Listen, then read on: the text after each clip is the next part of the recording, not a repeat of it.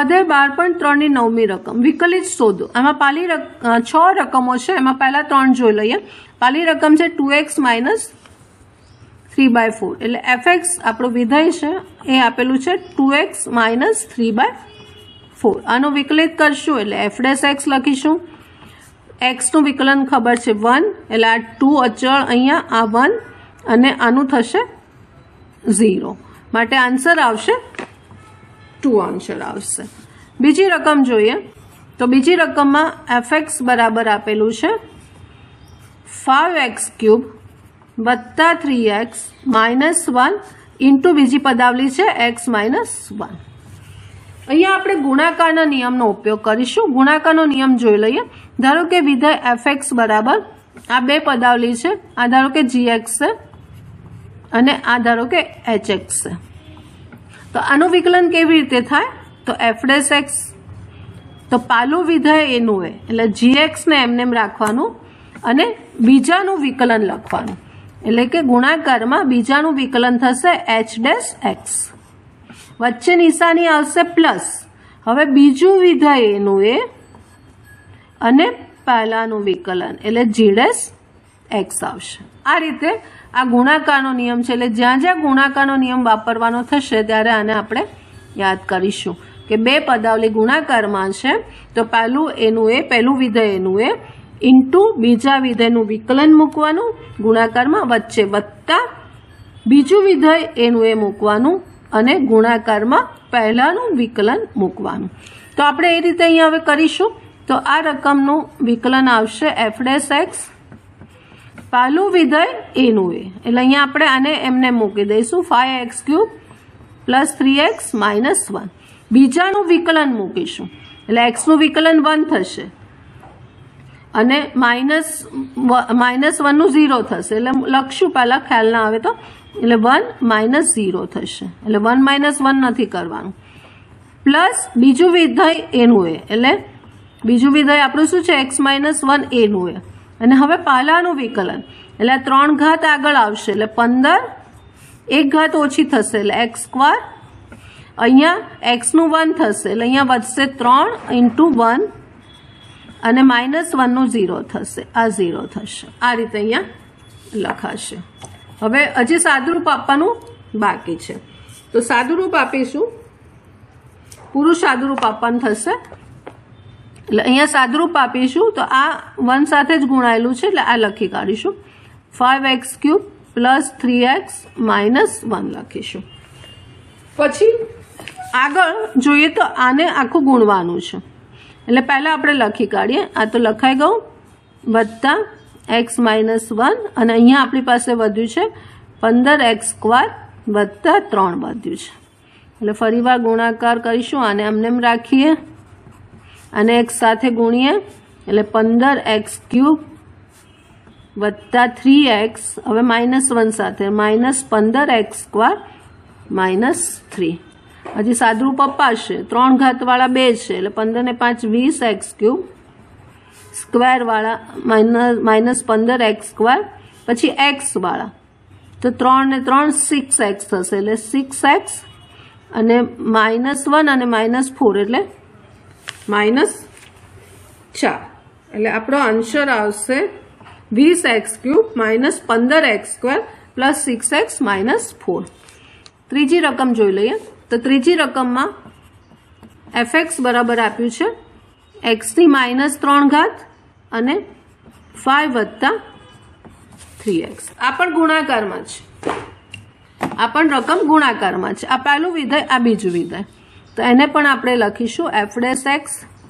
આ પહેલું વિધેય છે એને એમને મૂકીશું, બીજાનું વિકલન કરીશું અચળ 5 નું વિકલિત 0 પ્લસ 3 એના અને x નું થશે 1 વત્તા, અહીંયા વત્તા લખવાનું છે, ભાગાકારમાં વચ્ચે માઇનસ છે, બીજું વિધેય એનું એટલે 5 + 3x એનું અને પાલાનું વિકલન એટલે -3 ઘાત આગળ અને n - 1, આ આપણો n છે -3 છે, n -1 એટલે અહીંયા -1 આવશે।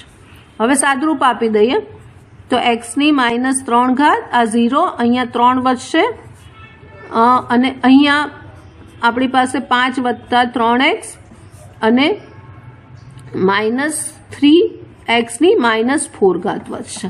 હજી સાદુરૂપ આપી દઈએ તો 3x ની -3 વત્તા 5 સાથે ગુણીએ છે એટલે માઇનસ આવશે -15x ની -4 અને -9x ની 1x ની -4.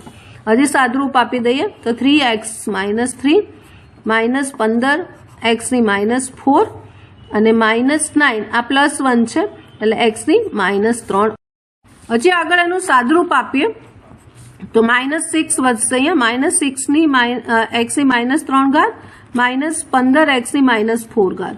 હજી સાદુરૂપ અપાશે તો અહીંયા કોમન કાઢીશું 3x ની -4 કોમન કાઢીએ અને માઇનસ કોમન કાઢી દઈએ એટલે અંદર પદ વધશે એટલે -3x ની -4 કોમન કાઢીશું તો આને પહેલા લખીએ તો અહીંયા 5 વધશે આમાંથી જે જશે -3 એટલે 5 તરી 15 અને x ની -4 જતી રહી એટલે અહીંયા કેટલા વધશે 5 વધશે અને આને પછી લખીએ તો અહીંયા પ્લસ એટલે 3 જતા રહે એટલે અહીંયા આવશે 2 અને x વધશે x ની 1 લખીએ કારણ કે -4 કોમન કાઢી છે એટલે આપણો આન્સર આવશે આ. સ્વાધ્યાય 12.3 ની 9માની ચોથી રકમ આપણે વિકલિત મેળવવાનું છે. આપણું વિધેય fx બરાબર x ની 5 ઘાત ગુણાકારમાં 3 - 6 ગુણ્યા x ની -9 ઘાત છે. હવે આ બે રીતે આપણે કરી શકીશું. એક તો ગુણાકારના નિયમનો ઉપયોગ કરીને કરાય કે આ પહેલું વિધેય છે અને આ બીજું વિધેય છે એટલે એ ગુણાકારનો ઉપયોગ કરીને પણ કરીશું અથવા આનું સાદુરૂપ આપી દઈએ એટલે અહીંયા હું સાદુરૂપ લખું છું એનું પણ આપણે કરીશું. એટલે આને અહીંયા ગુણીએ છીએ એટલે 3x ની 5 ઘાત -6x ની આધા સરખા છે ઘાતાંકોનો સરવાળો એટલે -9માંથી 5 જશે તો -4 વધશે. તો પહેલાં આપણે અહીંયા કરીએ છીએ તો f' ગુણાકારના નિયમનો ઉપયોગ કરીએ છીએ.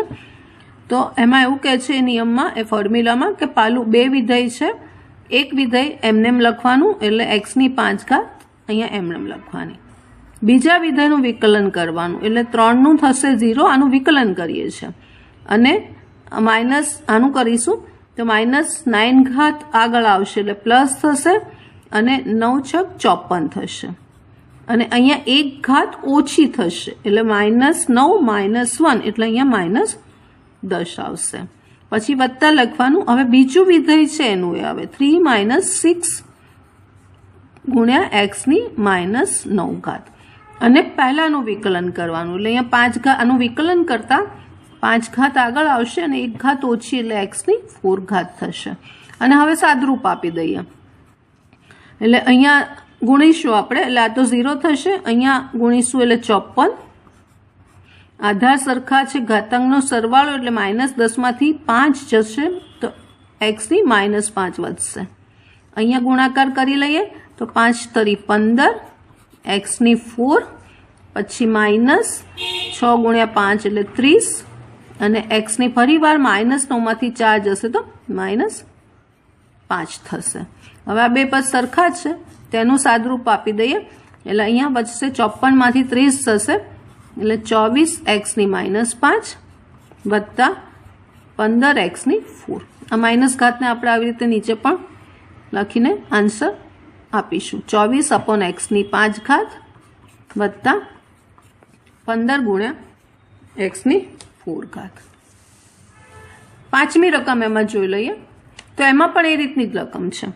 ચોથી છે એવી ત્રીજી પણ એવી જ હતી તો અહીંયા આપણું fx છે એનું સાદુરૂપ આપીને કરી દઈએ તો આનું સાદુરૂપ આપીએ છીએ fx બરાબર છે આને અંદર લઈએ છીએ 3x ની -4 -4x ની -9 થશે -4 અને -5 એટલે -9 થશે. આપણે અહીંયા ગુણાકારનો નિયમ ઉપયોગ નથી કરતા સાદુરૂપ અને તમે ગુણાકારથી પણ કરી શકશો. હવે એનું વિકલન f'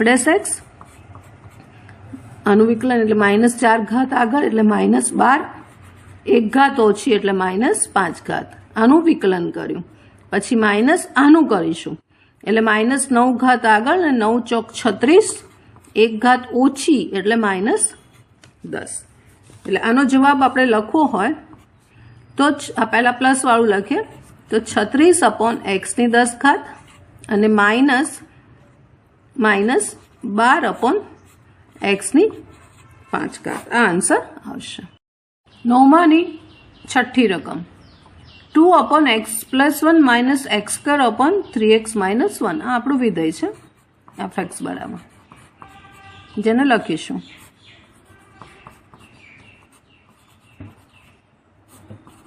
હવે આનું વિકલિત કરવાનું છે તો અહીંયા આપણે ભાગાકારનો નિયમ ઉપયોગ કરશું ને. અહીંયા પણ આ બંને પદાવલી અલગ અલગ છે, બંનેમાં ભાગાકારના નિયમનો ઉપયોગ કરીશું.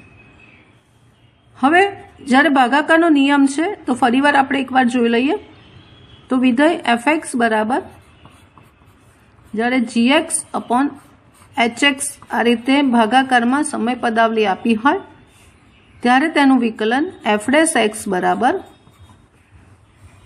hx એનો સ્ક્વેર એટલે કે છેદનો વર્ગ. અહીંયા છેદ એમને મૂકવાનો, અંશનું વિકલન g'(x) વચ્ચે માઇનસની નિશાની આવશે. હવે અંશ એનો એ gx એનો એ અને છેદનું વિકલન આ રીતે આપણે એને મૂકીશું. ગુણાકારમાં વચ્ચે પ્લસ છે અને ભાગાકારમાં માઇનસ છે, એ ભૂલાય નહીં. હવે આપણે એનું કરીશું આ જ રીતે. તો f' = હવે આને પહેલાં કરીએ છીએ ભાગાકારનો રૂલ્સ વાપરીએ છીએ તો છેદનો વર્ગ એટલે x + 1નો વર્ગ. છેદ એનો એ hx x + 1 એના એ અને ઉપર જે છે એનું વિકલન એટલે 2નું થઈ જશે 0. વચ્ચે આવશે માઇનસ. હવે અંશ એનો એ એટલે 2 અહીંયા એમનેમાં આવશે અને નીચેનાનું વિકલન એટલે xનું 1 થશે, 1નું 0 થશે એટલે 1 + 0 થશે. આ રીતે થશે. હવે આનું કરીએ છીએ તો અહીંયા વચ્ચે માઇનસ છે. ફરીવાર નિયમનો એપ્લાય. આ છેદ છે, છેદનો વર્ગ છેદ એનો એ અંશનું વિકલન x² છે આનું વિકલન થશે 2x. અહીંયા માઇનસ. હવે અંશ એનો એ મૂકવાનો છે તો અહીંયા x² આવશે અને છેદનું વિકલન એટલે 3x નું 3 થશે અને -1નું 0 થશે એટલે 0. બસ હવે વિકલન થઈ ગયું. એનું સાદરૂપ આપી દઈએ. આ 0 સાથે ગુણાયેલા છે એટલે આ 0 થઈ ગયું. અહીંયા -2 રહેશે. -2/x + 1નો વર્ગ વચ્ચે માઇનસ સાદુરૂપ આપીએ તો 6x² અહીંયા થશે અને -2x થશે.